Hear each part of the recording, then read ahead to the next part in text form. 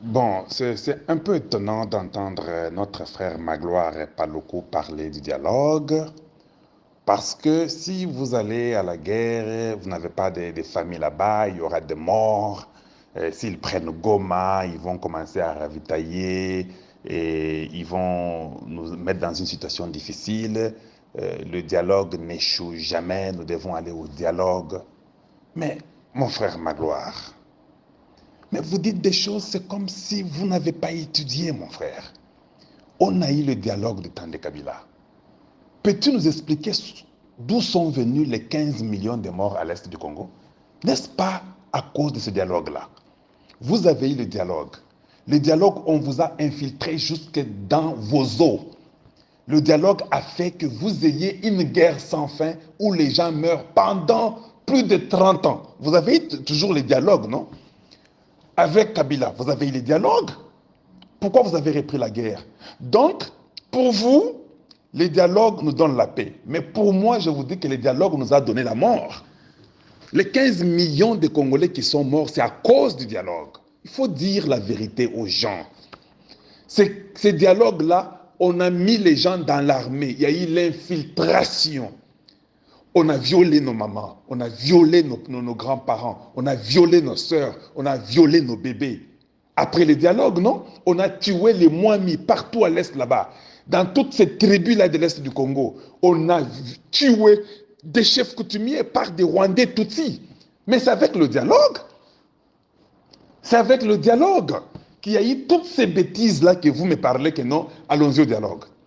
Vous allez au dialogue, mais avec les CNDP, on a eu un dialogue. Et puis par après, on les a embauchés dans l'armée. Il y a le RCD Goma qui est sorti de là pour dire, nous voulons ceci. Il y a eu les dialogues avec le RCD Goma. En dehors de RCD Goma, il y a encore un groupe qui est sorti après ce dialogue-là. Ce que vous appelez M23. Il y a eu les dialogues avec M23. Ils sont encore entrés dans l'armée aussi, parce que les RCD Goma sont les Roubérois qui sont devenus les vice-présidents du pays. Vous les avez mis dans votre armée. Ils ont amené leurs frères rwandais dans votre armée. Ils vous ont infiltrés en tout à cause du dialogue.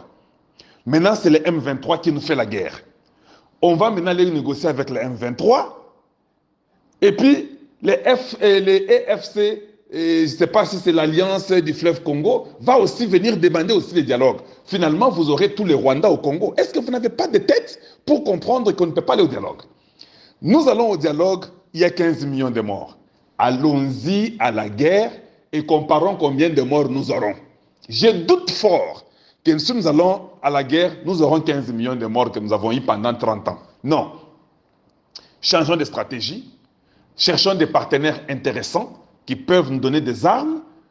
Quand nous échouons la guerre là, c'est parce qu'il y a eu le dialogue. Leurs frères sont là en train de nous trahir quand nous avançons dans la guerre. Et puis, ils les relâchent, ils disent le secret et puis nous tombons.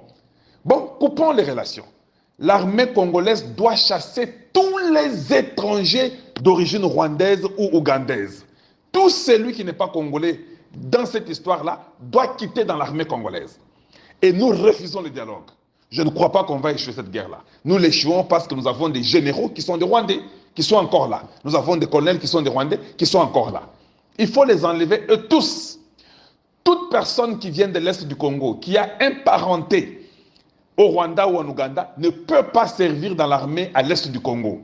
Ou il va à l'opposé de l'Est du Congo pour aller servir dans l'armée si ils ont un parent congolais ou quoi que ce soit. Mais il faut faire ça. Vous verrez que nous n'allons pas échouer. Si nous allons au dialogue, cela veut dire qu'ils vont aller chier sur les têtes de nos parents et sur nos têtes à nous-mêmes. Il faut comprendre que nous échouons, c'est à cause du dialogue qu'il y a eu. On a eu plus de 40-50 dialogues. Et nous avons échoué à cause de ce dialogue-là, nous avons été affaiblis.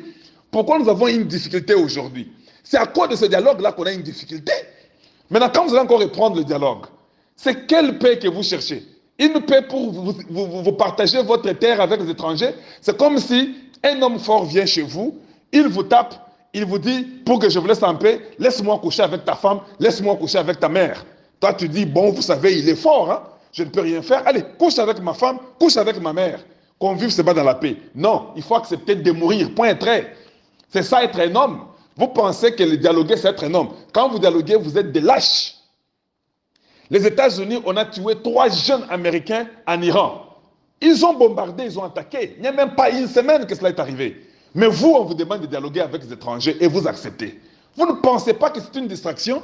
Donc, quand vous avez appris à l'école que dialogue veut dire chercher la paix, c'est comme ça que vous venez nous dire que non, il faut dialoguer pour qu'il y ait la paix. Or, toutefois que nous avons dialogué, il n'y a jamais eu la paix. C'est-à-dire que ce dialogue-là, c'est un poison qu'on vous donne. Alors, arrête de dire aux Congolais qu'il faut qu'on dialogue. On ne peut pas dialoguer avec celui qui a violé votre femme, qui a violé votre fille de 1 an ou de 2 mois ou votre bébé, qui a violé votre femme ou votre mère. On ne dialogue pas avec ça. Il faut être fou pour réfléchir comme ça. Même si tu es faible, tu deviendras fort. Va t'entraîner. C'est pourquoi le COFEI, les Congolais, les pasteurs qui est aux États-Unis a dit, même les enfants des enfants de nos enfants reprendront, nous ne perdrons jamais même 1 centimètre. Mieux vaut qu'on continue, qu'on nous prenne nos terres de force que de les donner dans les dialogues. Jusqu'à ce que vous allez revenir pour les répondre. Mais il ne faut pas accepter des stupidités parce que, vous savez, Goma va tomber. Mais ça, c'est une logique normale hein, d'un homme intelligent, mais qui a un seul cerveau. Non, vous savez, Goma va tomber, nous devons négocier. Mais nous avons négocié combien de temps? Est-ce qu'il y a eu la paix au Congo dans toutes vos négociations que vous avez eues là? Kabila a négocié avec eux, avec ses frères rwandais certainement. Et aujourd'hui, ces mêmes frères-là ne sont pas satisfaits, ils réclament toujours. Ils se prônent pour État minoritaire. Est-ce que vous croyez que c'est les Tutsis qui est minoritaire au Congo? N'est-ce pas, nous avons des tribus très minoritaires au Congo et qui vivent, qui n'ont jamais même été, pas même ministres. Alors qu'est-ce que vous allez dire de ça? Donc vous devez nous faire vivre dans une imbécilité totale où nous devons seulement négocier parce que nous sommes faibles. Non, comme nous sommes faibles, on ne négocie pas. Voilà ce que moi je peux vous dire. Si vous vous croyez dans un Congo ou dans un monde où les gens négocient, il faut comprendre que sur la terre là, tu ne négocies pas à propos de ce qui est à toi. Tu comprends? Tu ne négocies pas pour ce qui est à toi. Même si vous ne me croyez pas, ne permettez pas cela pour vos enfants. Dites à vos enfants, moi votre père j'aime négocier, mais dites à vos enfants, ne négociez jamais. Moi je suis vos enfants là, je ne négocierai jamais. Je peux être impulsif. Le dialogue n'a jamais amené la paix au Congo. Le dialogue a tué le Congo démocratique. Donc, le fait de négocier, c'est de montrer que vous êtes incapable. C'est être lâche. Mieux vaut mourir tête haute que de s'agenouiller, être esclave des esclaves. Il ne faut jamais pas accepter ça. On ne peut jamais être esclave des esclaves. Il faut dire non et il faut se battre. Un jour ou l'autre, on va vaincre. Même si ils nous prenaient notre terre, nos enfants reprendront cette terre-là. Mais il ne faut pas venir faire croire aux gens que non, vous savez, il faut négocier parce que Goma va tomber demain. Si ça tombe, nous serons ridicules. On a toujours été ridicules. Ça fait 30 ans que le Congo est ridicule. Je dis bien 30 ans que nous sommes ridicules. Mais toi, tu veux nous donner quelle paix que tu vas nous donner? En cédant nos terres pour avoir la paix? Et vous croyez que ces Rwandais-là, cette fois-ci, si vous négociez avec eux qu'ils prenaient vos terres, vous croyez qu'ils vont vous les redonner? Mais les Américains vont venir mettre leurs appareils et consorts, ils vont leur donner les armes de terreur, et c'est fini, vous ne reprendrez jamais vos terres avec une négociation diabolique que vous avez, et vous croyez que cela va nous aider. Ça, on ne négocie pas. Nous acceptons, mieux vaut mourir que d'aller négocier avec les ennemis du Congo qui vous ont tué. Vous, vous êtes de l'Est. Moi, je ne suis pas de l'Est. Comment vous n'avez pas les soucis de vos frères qui sont morts? Ça fait 15 ans, 30 ans. Ils sont plus de 10, 15, 16 millions qui sont morts. Vous n'avez pas les soucis pour eux. Mais vous avez les soucis d'aller négocier pour vous distribuer le pouvoir. Voilà ce que nous ne voulons pas. Et aujourd'hui, à Kinshasa, les ministres qui sont élus députés, et tous veulent encore revenir. Ils veulent encore rester pendant qu'ils sont députés. Or, la loi refuse. Ça, c'est ce qu'on appelle la complaisance. La loi, il faut la respecter quand même. Nous ne sommes pas le seul pays au monde où il n'y a pas de loi. Donc, tu es voté député, et puis au moment de travailler, tu veux aller à la Cour constitutionnelle pour demander que non, et que la Cour constitutionnelle puisse vous donner un droit de continuer à être ministre. Mais c'est quel pays qu'on vit comme ça? Un pays qui aime toujours réfléchir dans les stupidités, où on ne comprend pas qu'à un moment donné, on ne réfléchit plus, on agit. Quand vous êtes député, vous arrêtez, vous partez. Si un gouvernement est fait qu'on vous votez encore, ou bien vous choisissez, vous pouvez revenir pour être ministre. Mais ce n'est pas un pays d'un groupe d'individus qui sont là-bas, qui est ministre, qui est député, et qui ne veut jamais laisser les postes ministériels, mais qui est député. Non, c'est faux. On ne peut pas accepter ça. À un moment donné, le peuple est fatigué, et on ne va plus prendre ces bêtises-là, et nous sommes fatigués pour tout cela. Une négociation avec le Rwanda, c'est vendre le Congo. Voilà ce que je peux te dire à la fin de ce que je dis comme explication. Négocier avec le Rwanda veut dire vendre le Congo au Rwanda. Il n'y a pas une négociation avec ce peuple-là, un peuple mauvais qui veut seulement prendre ce qui est du Congo et nous déstabiliser. Nous sommes ce que nous sommes là. On ne réussit pas la guerre aujourd'hui. C'est parce que nous avions négocié et nous avions fait des dialogues il y a plus de 15-20 ans. Tout le monde a négocié avec ces gens-là. Ça n'a toujours pas marché. Vous croyez que quand vous allez négocier aujourd'hui, on va vous faire une paix bizarre, stupide, de 5-6 jours, et puis on va commencer à nous ramener encore en arrière. Nous sommes proches de la fin. Je peux vous garantir qu'on va gagner. Qu'on perde même Goma, qu'on perde même le Sud Kivu. Nous allons toujours gagner.